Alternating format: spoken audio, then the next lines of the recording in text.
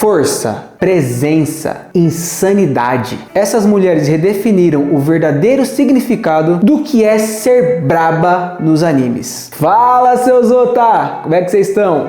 Bom, eu sou o Linho e no vídeo de hoje nós vamos falar sobre algumas das personagens femininas mais insanas dos animes. Mulheres que não são apenas fortes, mas que impõem respeito logo que aparecem em cena. Mas claro, depois da vinheta.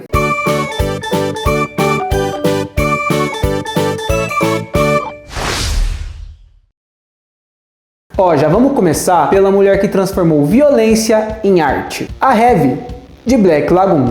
É assim, Black Lagoon não é um anime sobre heróis. Aqui não existe esse negócio de amizade salvando o dia, discurso emocionante ou protagonista querendo salvar o mundo. O anime joga a gente em um mundo completamente podre, dominado pelo crime, pela violência e pela corrupção. Oxe, é o Brasil, é? A maior parte da história acontece em Honapur, que é uma cidade praticamente sem lei, que é controlada por mafiosos, mercenários, traficantes e assassinos.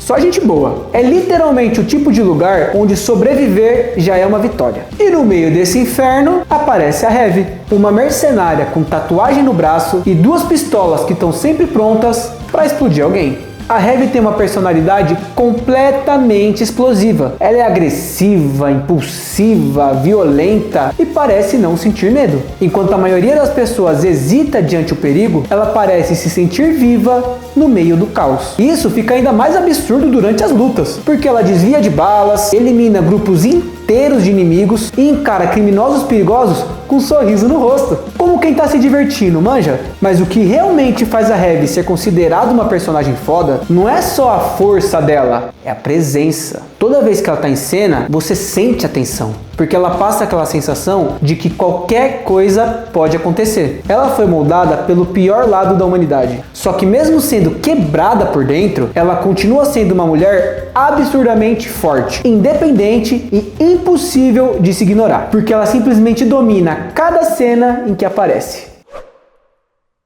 Essa aqui é especial. Pra falar a verdade, esse vídeo só existe por causa dela. Estamos falando da Theresa, de Claymore. O mundo de Claymore é um mundo sombrio, onde criaturas conhecidas como Yomas vivem escondidas entre os humanos. Esses monstros se alimentam de pessoas e conseguem assumir a aparência humana. Logo, fica difícil saber em quem confiar. Para combater essas criaturas, existe uma organização que cria guerreiras, chamadas de Claymores. Elas são guerreiras exclusivamente femininas, porque as mulheres conseguem ter uma certa resistência maior ao sangue dos Yomas. Então elas literalmente carregam o sangue desses monstros dentro do próprio corpo, se tornando assim meio mulher e meio Yoma. E assim elas conseguem usar essa força para combatê-los. E é nesse cenário que surge a Theresa. Ela simplesmente foi a Claymore mais forte da sua geração. E não é um pouco mais forte que as outras não, viu? A diferença de poder era absurda. E o mais impressionante é que ela nem parecia se esforçar. Enquanto outras guerreiras lutavam até o limite para sobreviver, a Theresa derrotava inimigos monstruosos com uma calma assustadora. É como se ninguém daquele mundo fosse realmente capaz de ameaçá-la.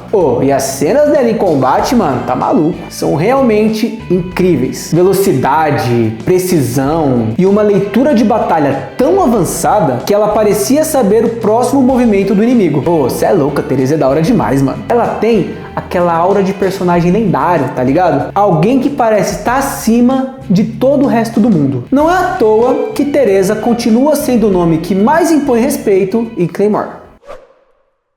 Quando a gente fala de personagem feminina que impõe respeito, muita gente pensa em força física ou poder destrutivo. Mas a Kikyo, de Inuyasha, prova que presença vai muito além disso. O anime se passa num Japão feudal, cheio de yokais, espíritos e criaturas sobrenaturais, que são extremamente perigosas. E nesse mundo existe a lendária Joia de 4 Almas, uma joia que concede um poder gigantesco para quem a possua. Logo, ela é desejada tanto por humanos quanto por yokais. E a pessoa responsável por proteger essa joia era justamente a Kikyo, uma sacerdotisa absurdamente poderosa, capaz de enfrentar yokais poderosos praticamente sozinha. As flechas espirituais dela conseguiam purificar essas criaturas instantaneamente. E a presença dela era tão forte que até mesmo os yokais mais fortes evitavam enfrentá-la diretamente. Tá, eles tudo peidavam pra Kikyo, a verdade é essa. Mas também, mano, aquele traje tradicional de sacerdotisa, o olhar sério, expressão fria, porra,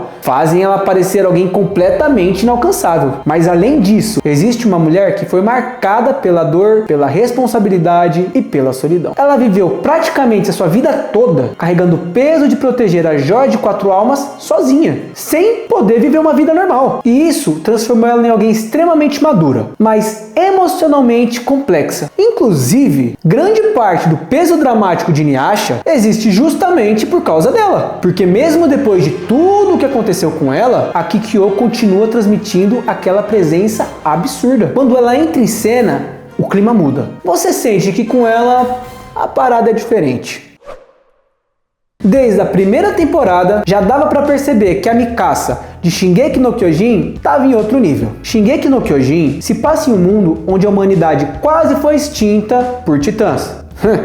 Criaturas humanoides e monstruosas que devoram humanos de forma brutal. Então, sobreviventes da humanidade agora vivem rodeados por muralhas gigantes, mantendo assim os humanos dentro e os titãs fora. Bem simples, né? E é o seguinte, a maioria dos humanos faz de tudo para evitar os titãs, com exceção da tropa de exploração, que sai das muralhas em missões de reconhecimento e, consequentemente, são obrigados a lutar contra esses titãs. Desde muito jovem, a Mikasa já demonstrava habilidades físicas completamente fora do comum. E quando entrou para a tropa de exploração, aí seu verdadeiro potencial foi revelado. Ficou claro que ela era um verdadeiro monstro em combate. Ela transmite aquela vibe mais fria, intimidadora, com um olhar sério e uma postura extremamente calma, dando a impressão que ela sempre está pronta para lutar. Rapaz, acredite, ela tá, viu? Raramente ela demonstra medo. Enquanto alguns soldados da tropa de exploração se borram todinho só de ver um titã, a Mikasa simplesmente avança, eliminando qualquer titã que esteja no caminho. Ela é simplesmente um dos personagens mais absurdos de todo o anime. As cenas dela usando o equipamento de manobra tridimensional, porra, são simplesmente insanas. A velocidade, a precisão e a agressividade dela fazem parecer que os titãs nunca tiveram chance. E mano, a verdade é que Shingeki no Kyojin é um anime onde qualquer personagem pode morrer a qualquer momento, mas toda vez que a Mikasa entra em ação, você sente aquela segurança de que finalmente apareceu alguém capaz de mudar a situação. E apesar de parecer fria, a Mikasa é movida por emoções extremamente fortes. Grande parte da sua determinação vem do medo de perder quem é importante para ela. Eren! E talvez seja isso que a transforme em alguém tão perigosa. Porque a Mikasa não luta por glória. Ela luta porque ela está disposta a destruir qualquer coisa que ameace as pessoas que ela ama. Eren! Ela aparenta ser exatamente o que é, uma arma humana, pronta para exterminar qualquer titã ou quem ameaçar o Eren. Se existe uma personagem que virou sinônimo de mulher foda nos animes, certamente essa personagem é a Mereoleona, de Black Clover.